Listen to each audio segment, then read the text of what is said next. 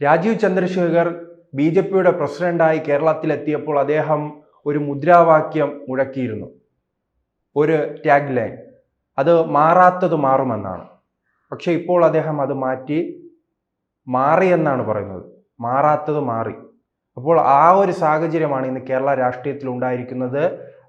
നാം പലപ്പോഴും ബി.ജെ.പി വിമർശിക്കുന്നത് നാം കണ്ടിട്ടുണ്ട്. മറ്റ് സംസ്ഥാനങ്ങളിൽ ഇന്ത്യ മുന്നണി രൂപീകരിച്ചിട്ടുണ്ട്, കേരളത്തിൽ വൈകാതെ രൂപീകരിക്കുമെന്ന് പറയുമ്പോൾ കേരളത്തിലെ പല രാഷ്ട്രീയ നിരീക്ഷകരും അത് ഒരു തമാശ രൂപേണയാണ് എടുക്കുന്നത്. അങ്ങനെ കേരളത്തിൽ സംഭവിക്കുന്നില്ല. കാരണം ഇവിടെ രണ്ട് മുന്നണികളാണ്, ഇടത് വലത് മുന്നണികൾ ശക്തമാണ്. കോൺഗ്രസും LDFും തമ്മിലുള്ള മത്സരമായിരിക്കും എല്ലാ കാലത്തുമെന്ന് നാം ധരിച്ചു വച്ചിരുന്നെങ്കിൽ അത് ഇത്രയും വേഗം മാറുമെന്ന് അത് രാജീവ് ചന്ദ്രശേഖറും വിചാരിച്ചില്ല, KPCCയുടെ പ്രസിഡന്റും വിചാരിച്ചു കാണില്ല, അതോടൊപ്പം തന്നെ LDFിന്റെ സെക്രട്ടറിയും വിചാരിച്ചു കാണില്ല. അത്തരത്തിലൊരു നീക്കമാണ് നിലവിൽ പാലക്കാട് ഉണ്ടായിരിക്കുന്നത്. പാലക്കാട് മുനിസിപ്പാലിറ്റിയെ കുറിച്ച് നമുക്കറിയാം. തുടർച്ചയായി തന്നെ ബി.ജെ.പി അധികാരത്തിൽ വരുന്നതാണ്. 2015 മുതൽ അവിടെ ബി.ജെ.പി ശക്തിപ്പെട്ടു. പിന്നീട് 2020 കേവല ഭൂരിപക്ഷം കടന്നു. ഈ തെരഞ്ഞെടുപ്പിൽ 25 സീറ്റുകളാണ് ബി.ജെ.പി നേടിയത്. കേവല ഭൂരിപക്ഷത്തിൽ 2 സീറ്റുകളുടെ കുറവ്. കോൺഗ്രസിന് ലഭിച്ചത് 17 സീറ്റാണ്. ഇപ്പോൾ ബി.ജെ.പിയെ മാറ്റി നിർത്താനായി മതേതരത്വ മുന്നണി എന്നാണ് അവർ അവകാശപ്പെട്ടിരിക്കുന്നത്. എന്താണ് ഈ മതേതരത്വ മുന്നണി? അപ്പോൾ 25 സീറ്റുകൾ വിജയിപ്പിച്ച അവരെല്ലാം ഈ വർഗീയവാദികളാണോ? ഇതല്ലേ കോൺഗ്രസിന്റെയും അതോടൊപ്പം തന്നെ LDFിന്റെയും ചെറ്റത്തരങ്ങൾ? കാരണം ഈ തിരുവനന്തപുരം പരിശോധിച്ച് നോക്കൂ. ഇവിടെ മുസ്ലിമും ക്രിസ്ത്യാനിയും ഹിന്ദുവും വോട്ട് ചെയ്താണ് ഓരോ സ്ഥാനാർത്ഥികളെ വിജയിപ്പിച്ചത്. പക്ഷേ ഇപ്പോഴത്തെ സണ്ണി ജോസഫ് എന്ന മുസ്ലിം ലീഗിന്റെ SDP വോട്ട് വാങ്ങുന്ന വർഗീയവാദി, ആ വർഗീയവാദി പറയുന്നത് എന്താണ്? തിരുവനന്തപുരത്തെ വിജയം വർഗീയവാദത്തിന്റെ വിജയമാണെന്ന്. അപ്പോൾ പാലക്കാട് തെരഞ്ഞെടുപ്പ് നാം കണ്ടതാണ്. രാഹുൽ മാങ്കൂട്ടത്തിന്റെ വിജയത്തിന് പിന്നാലെ ആദ്യം പതാക ഉയർന്നത് SDP പതാകയാണ്. ആദ്യം മുദ്രാവാക്യം വിളിച്ചത് SDP പ്രവർത്തകരാണ്. അതോടൊപ്പം തന്നെ മലപ്പുറത്തെ പല നേതാക്കളുടെ മുദ്രാവാക്യങ്ങളും പ്രസ്താവനകളും നാം കണ്ടിട്ടുണ്ടല്ലോ. കാസർഗോഡ് കണ്ടിട്ടില്ലേ? മതത്തിന്റെ പേരിൽ 5 നേരം നിസ്കരിക്കുന്ന ഈ വനിതയ്ക്ക് വോട്ട് ചെയ്യണമെന്ന് UDFിന്റെ നേതാക്കൾ പറയുന്നത് കേട്ടില്ലേ?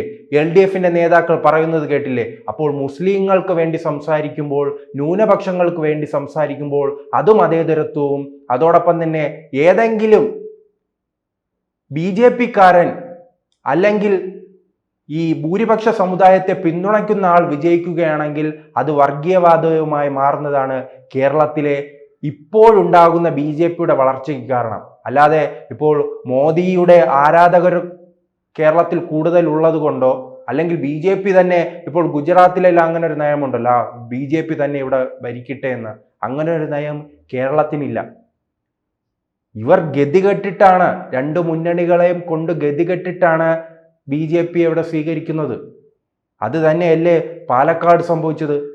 പാലക്കാട് 2 തവണയായി അധികാരത്തിൽ വരുന്നു. 3-ാം തവണ അവരെ ജനങ്ങൾ തിരഞ്ഞെടുത്തു.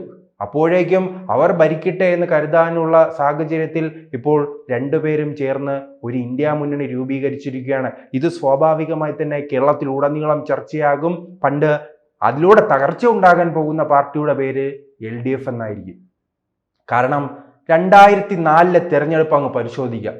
2004 തെരഞ്ഞെടുപ്പിൽ 40-ലധികം സീറ്റുകളുമായി നമ്മുടെ ഇടതുപക്ഷം കമ്മ്യൂണിസ്റ്റ് പാർട്ടി BJPയെ മാറ്റി നിർത്താനായി കോൺഗ്രസിനെ പിന്തുണച്ചു. അങ്ങനെ കോൺഗ്രസ് ഭരണം നടത്തി. BJPയെ മാറ്റി നിർത്താനായി നട്ടലില്ലാത്ത, സംഘടനാശേഷി ഇല്ലാത്ത, എല്ലാ സംസ്ഥാനങ്ങളിലും ചുരുങ്ങി വരുന്ന ഒരു പാർട്ടി കോൺഗ്രസിനെ പിന്തുണച്ചു. പക്ഷെ ജനങ്ങൾ അടുത്ത തെരഞ്ഞെടുപ്പ് മുതൽ തന്നെ പരിശോധിച്ചാൽ നമുക്കറിയാം, BJPയെ മാറ്റി നിർത്താൻ പോയ LDFിനെ മാറ്റി നിർത്താൻ പോലും വകയ്ക്കില്ല. അവിടെ മാറ്റി നിർത്താൻ ഒരു 3-4 പേരെങ്കിലും വേണ്ടേ? അങ്ങനെ പോലും സീറ്റുകളില്ല അവിടെ. ആ രീതിയിലേക്ക് ചുരുങ്ങുകയാണ് ഇപ്പോൾ ആ പാർട്ടിക്ക്. CPMന് എത്ര സീറ്റാണ് ലോക്സഭയിലുള്ളത്? കേരളത്തിലെ ഒരു തരിയും. പിന്നീട് നാം പാണ്ടിപ്പട സിനിമയിൽ ഈ ദിലീപിന് അതിലെ വില്ലൻ ചെറിയ എല്ലും കഷ്ണങ്ങൾ എറിഞ്ഞു കൊടുക്കും. അതുപോലെ DMK എന്ന പാർട്ടി സ്റ്റാലിൻ എറിഞ്ഞു കൊടുക്കുന്ന എല്ലും കഷ്ണങ്ങൾ മാത്രമാണ് തമിഴ്നാട്ടിലെ 2 MP സ്ഥാനം. അങ്ങനെ പിന്നീട് കോൺഗ്രസിന്റെ സഹായത്തോടു കൂടി തന്നെ നമ്മളെ ഈ CPM-ന്റെ മുതിർന്ന നേതാവായ ബാലൻ നിലവിളിച്ചു, കരഞ്ഞു, പൊട്ടിക്കരഞ്ഞു, ഞങ്ങൾക്ക് ഇനി മരപ്പട്ടിയോ എന്തെങ്കിലും ചിഹ്നം ലഭിക്കുക, അതുകൊണ്ട് ഞങ്ങളെ സംരക്ഷിക്കൂ എന്ന് പറഞ്ഞതുകൊണ്ട് രാജസ്ഥാനിൽ ഒരു സീറ്റ് വിജയിച്ചു. അങ്ങനെ 4 സീറ്റ്. കഴിഞ്ഞ തവണയാണെങ്കിൽ 3 സീറ്റ്.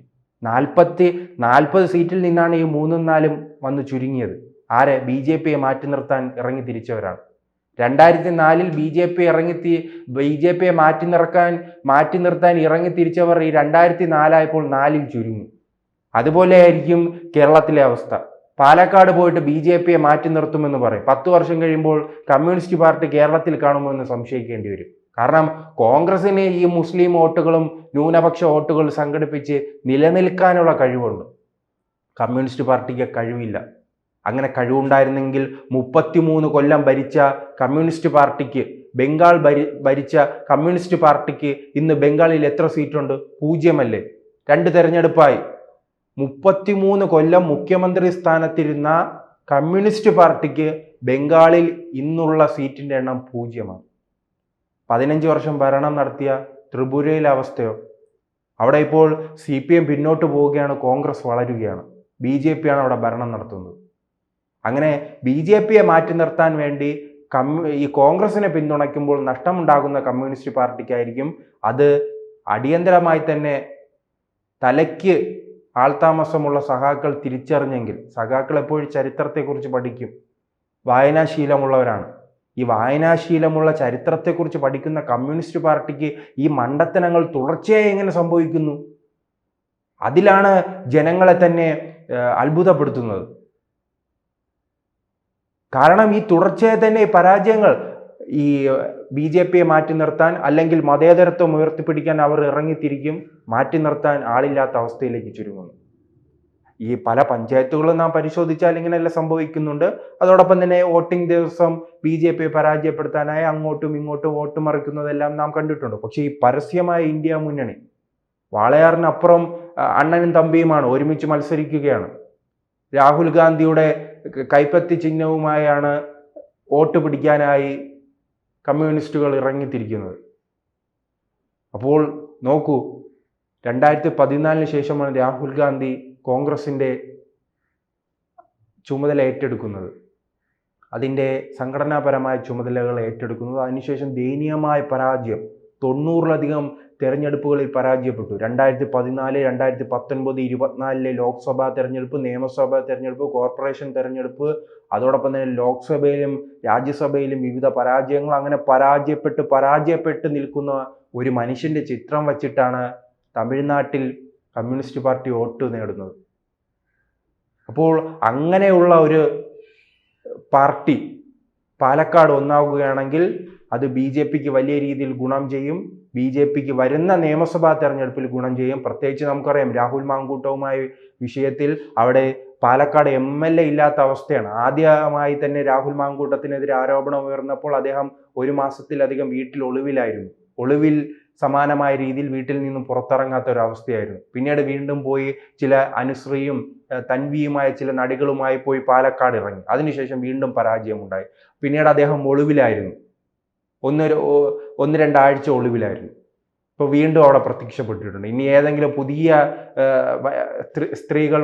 വനിതകൾ വന്ന് പരാതി കൊടുത്താൽ അദ്ദേഹം വീണ്ടും ഒളിവിൽ പോകും.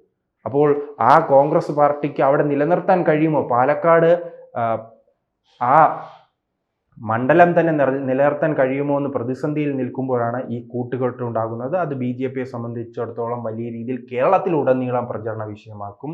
അത് പാലക്കാട് ഉപകരിച്ചില്ലെങ്കിലും തിരുവനന്തപുരം അടക്കമുള്ള സ്ഥലങ്ങളിൽ വലിയ രീതിയിൽ തന്നെ LDFനും അതോടൊപ്പം തന്നെ പ്രത്യേകിച്ച് LDFന് CPMന് തിരിച്ചടി ഉണ്ടാക്കും. കൂടുതൽ വാർത്തകളും വിശേഷങ്ങളും നിങ്ങളിലേക്ക് എത്താൻ ABC മലയാളം സബ്സ്ക്രൈബ് ചെയ്യുക, ബെൽ ബട്ടണും അമർത്തുക.